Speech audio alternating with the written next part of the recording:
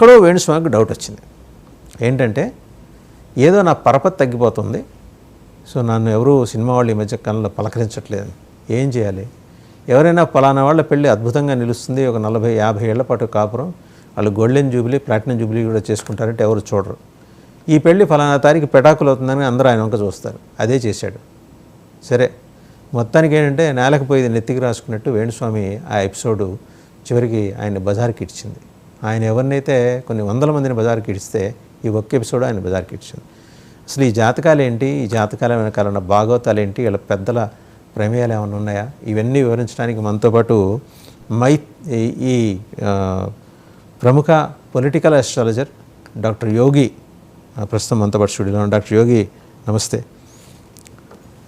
So మళ్ళీ మీ గురించి ప్రత్యేకమైన ఇంట్రడక్షన్ అక్కర్లేదు, ఎందుకంటే 107 స్థానాలతోటి వైసీపీని గెలిపించి అధికారంలోకి తీసుకురావడానికి మీరు విశేషంగా కృషి చేశారు. వాళ్ళ బ్యాడ్ లక్, వాళ్ళు పాపం దే లాస్ట్ ద ఎలక్షన్, అంతే కదా? మీ శాస్త్రం వరకు అభ్యంతరాలు ఏం లేవు ఎవరికి? మీరైతే నేను మాట్లాడుతాను. ఎస్, 1000 గొడ్లను తిన్న రాబందు ఒక గాలివాన కొట్టుకుపోయినట్లు ఒక చిన్న అంశం నేషనల్ మీడియాని కూడా కదిలించింది. So that credits goes to Venuswamy. అది మంచిగా చెడుగా అనేటువంటిది మనం చర్చించుకున్నట్లయితే జ్యోతిష్యుల జీవితాలకు ఈ రోజున ప్రశ్నార్థకంగా మారాయని చెప్పచ్చు. నెంబర్ 1. సరే, మీరు వ్యంగ్యంగా అన్నా, నా మీద గౌరవంతో అన్నా, వెటకారంగా అన్నా, భలేవారే గౌరవంతోనే అన్నా 107 స్థానాలతో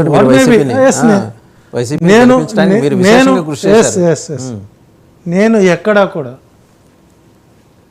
ఈ 107 స్థానాలకు సంబంధించిన అంశంలో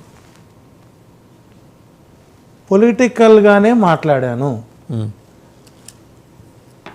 కానీ ఎక్కడ జ్యోతిష్యపరంగా మాట్లాడిన సందర్భాలు మీలాంటి యాంకర్స్ కొంతమంది మధ్యలో ఎంట్రాప్షన్ చేయడం వల్ల వాళ్ళు ఇలా అన్నారండి, ఇది ఎంతవరకు కరెక్టు, ఇలా అన్నప్పుడు ఎంతవరకు కరెక్టు అన్న సందర్భంలోనే నేను దాన్ని అటాచ్ చేశాను తప్ప.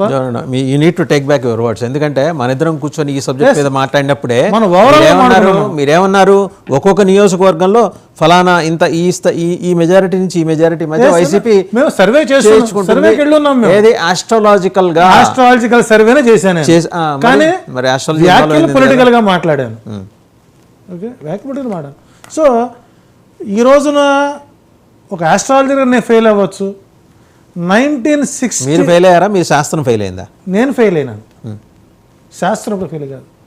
ఒకసారి పూర్వావలోకనం చేసినట్లయితే 1969లో బెంగళూరు వెంకటరామన్, బివి రామన్ గారు కూడా కొన్ని ఆస్ట్రాలజికల్ ప్రొడక్షన్ ఆయన ఇచ్చారు. ఇప్పటికీ వాళ్ళ ట్రస్ట్ ఆస్ట్రాలజికల్ ప్రొడక్షన్స్ ఇస్తూనే ఉన్నాయి. వాళ్ళ బెంగళూరు బివి రామన్ గారి పరిశోధనా గ్రంథాలయం నుంచి కూడా ఇక్కడ బీఆర్ఎస్ గెలుస్తుందని, ఆంధ్రప్రదేశ్లో వైసీపీ వస్తుందని, ఆ రెండు తప్ప మిగతావన్నీ ఎగ్జాక్ట్ అయినాయి. ఎందుకంటే మేము ఆ టీములో కోర్ సభ్యులం కాబట్టి.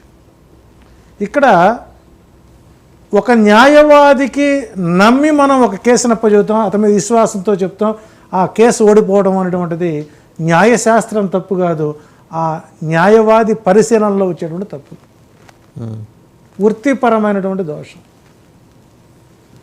యాజ్ వైద్యుడు అంతే, జ్యోతిష్యుడు అంతే. అదే పదే పదే కనుక ఫెయిల్ అవుతున్నప్పుడు, సరే ఒకసారి పొరపాటు, రెండోసారి గ్రహపాటు, మూడోసారి అలవాటు అయితే శాస్త్రానికి కళంకం వస్తుంది. కానీ ఒక విషయంలో మిమ్మల్ని అప్రిషియేట్ చేయాలండి, ఓపెన్గా చెప్తున్నా. ఆయన మరి 175 వేసాడు, మీరు కొద్దిగా 107 దగ్గర ఆగి కొద్దిగా మిగిలిన వాళ్ళకి కూడా అవకాశం ఇచ్చారు. ఇప్పుడు సో పార్టీ గెలుస్తుందా లేదా అని సెకండ్ విషయం. మనం చెప్పిన స్థానాలు కొన్ని టీడీపీ స్థానాలు గెలిచేయగా, అది స్వీప్ కాకపోయినా, అవునా? సో కాబట్టి ఇక్కడ దీన్ని విమర్శించేవాళ్ళు ఉన్నారు, సద్భావనతో ఆలోచించేవాళ్ళు ఉన్నారు. ఇది యుగాలుగా జ్యోతిష్ శాస్త్రంపై చర్చలు జరుగుతూనే ఉన్నాయి. అసలు జ్యోతిష్ శాస్త్రమే కాదు, లేదు అని ఎవరో కొంతమంది వ్యక్తులు ఉన్నారని చెప్పేసి దాన్ని పూర్తి స్థాయిలో కొట్టివేయవలసి వస్తే ఎవరన్నా సరే కామన్ పీపుల్ పబ్లిక్ లిటిగేషన్స్ హైకోర్టులో వేసి